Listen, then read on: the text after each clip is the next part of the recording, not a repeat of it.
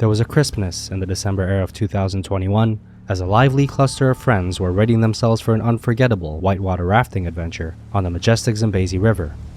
Buzzing with excitement and with the Victoria Falls serving as a stunning backdrop, the crew calmly paddled through the rapids, captured by the beauty and tranquility of the Zambian wilderness. Yet little did they realize that lurking beneath the surface of the murky waters not far away, a large Nile crocodile had been stalking them, waiting for the perfect moment to strike. In the heart of Zambia, where the mighty Zambezi River tumbles over Victoria Falls, lies a world of unparalleled natural beauty. Framed by the thunderous falls and the lush, sun-dappled landscapes of southern Africa, this wilderness paradise is home to a variety of Africa's most iconic species of animals. With elephants lumbering under the acacia trees, giraffes towering above the savanna, and zebras grazing under the watchful eyes of predatory lions, it's no wonder why the region attracts millions of nature lovers and outdoor adventurers from around the world. Yet within the murky depths of the Zambezi River lurks a far more dangerous and elusive creature, one that strikes fear in the hearts of humans and animals alike. The Nile crocodile, distinguished from its saltwater cousin, is a true behemoth. Growing up to 5 meters in length and weighing as much as 750 kilograms, these creatures are not just the largest freshwater predators in Africa, but also among the most fearsome. Their olive green scales provide perfect camouflage against the murky depths of the Zambezi, rendering them almost invisible to their unsuspecting prey. Their long, powerful tails also help them navigate the strong currents of the river, and not to mention their formidable jaws, armed with up to 68 razor-sharp teeth, can deliver a crushing force of around 5,000 pounds per square inch, which is of course enough to snap the bone of almost any creature unfortunate enough to be caught in them. On December 2021, the tranquility of the Zambezi River would be shattered for a group of young adventurers. Among them was a vibrant and kind-hearted 18-year-old whose name was Amelie Osburn-Smith. She hailed from Andover, Hampshire, UK, and this was her gap year vacation, a reward for completing her high school courses and a chance for her to quench her thirst of adventure before embarking on her college journey. Amelie and her friend, who we'll call David, decided to seek thrill and experience the wild Zambezi in its full glory by whitewater rafting. They enlisted the services of the Bundu Rafting Company, a reputable outfit with an impeccable safety record operating out of nearby Livingston. That fateful day, as their raft navigated the rapids before gliding into the calmer waters, Amelie decided to dip her feet in the cool river. A sudden shock froze their laughter. Something had grazed Amelie's feet, and before she could react, Crocodile had clamped its jaws onto her lower right leg, pulling her under the water's surface. And what was once a peaceful scene at the river had in a matter of moments erupted into chaos.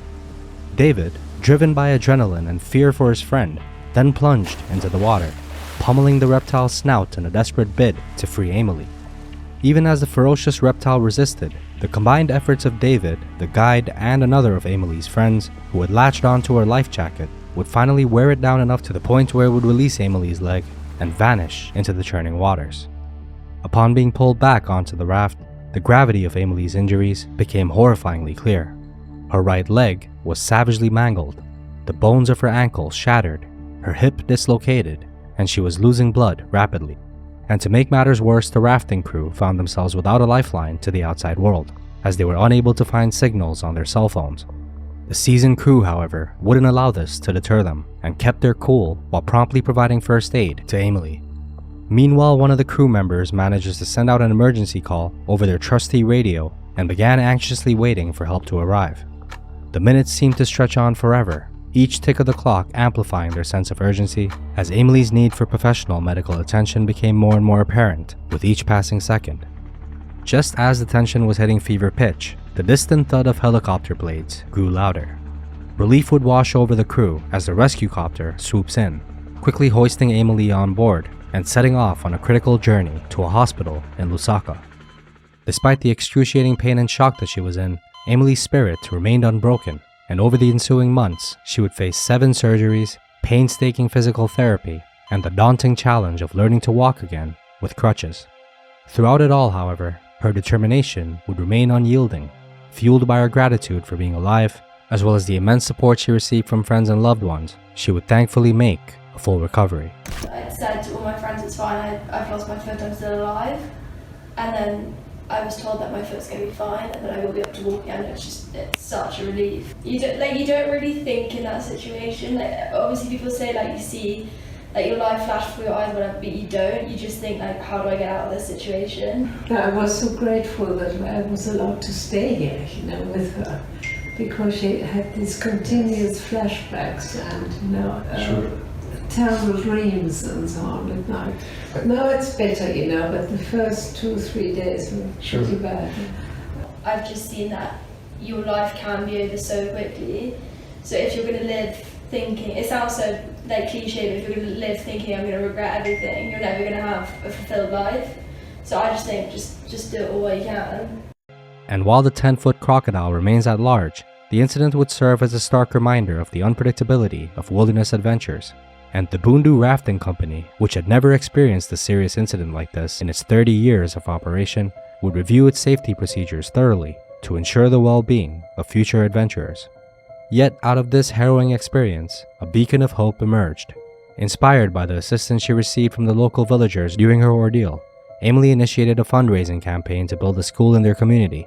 And while the scars of this encounter will forever mark Amelie's body, they have also become symbols of her courage and survival. She has faced this life-altering event with a grace and fortitude that extends beyond her physical recovery. Amelie carries with her a story that is not just about surviving a crocodile attack, but also about turning a horrifying experience into an opportunity for positive change. From the banks of the Zambezi River to the classrooms of the school. Now, more importantly, consider some lesser-known ways to avoid Nile crocodile attacks, ones we have not yet covered on the channel before. Be cautious during breeding season. Nile crocodiles are more aggressive during the breeding season, which typically occurs from November to December. Females guarding their nests can be particularly dangerous. Watch for slide marks. Crocodiles often leave slide marks where they enter and exit the water. Being aware of these can alert you to their presence. Be careful with dogs. Crocodiles are attracted to dogs and might confuse them for their typical prey. If you're with a dog, be extra cautious near the water. Be mindful of your movements. Splashing or thrashing around in the water can attract crocodiles, as it mimics the behavior of distressed prey. Listen for warning hisses. If a crocodile feels threatened, it may let out a warning hiss. If you hear this, move away quickly and cautiously. Remember, Nile crocodiles are dangerous and unpredictable creatures. It's always best to respect their territory and take precautions when near their habitats. If this episode piqued your interest, then our previous episode about a man who lived with bears for 13 straight years with no weapons or protection and would meet a gruesome end on one fateful day is likely to do the same. You can find it on the end screen of this video.